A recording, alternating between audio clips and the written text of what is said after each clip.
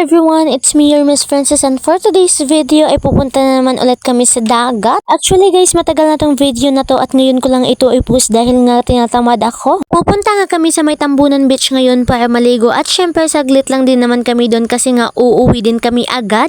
Uuwi kasi si mama sa may Lanao del Norte kasi nga doon siya nagtatrabaho. Kahit ka-uuwi pa lang niya ay uuwi na naman siya. At syempre dahil nga bukid itong tinitirhan namin ay 1 hour talaga papunta sa dagat. Kaya mahabang-haba talaga yung biyahe namin.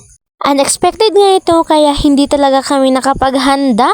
Mabuti pa nga itong unexpected kasi nga matutuloy pero yung expected ay naku ewan.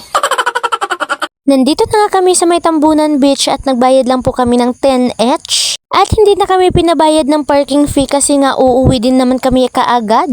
Ngayon nga lang ulit ako nakabalik dito kasi nga tulad ng sabi ko ay malayo ito sa amin. At nung una kong punta dito ay syempre kasama ko ang aking mga kabarkada, wala nang iba pa.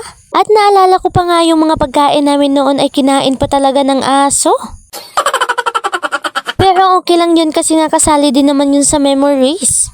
Kami lang palang tatlo ang naligo kasi nga silang mama hindi na sila naligo. Maganda nga ang dagat ngayon kaya ayan napapaligo na lang ako at minsan lang din naman to. At umahon na din ako kaagad kasi baka naman ako'y magka-sunburn pa agoy. Madami nga palang tao dito ngayon at gusto ko nga lumipat sa isa pang cottage kasi nga may birthday at may lechon pa. At dahil hindi pa ako natutublagan dito sa beer kaya ayan mangga na lang muna.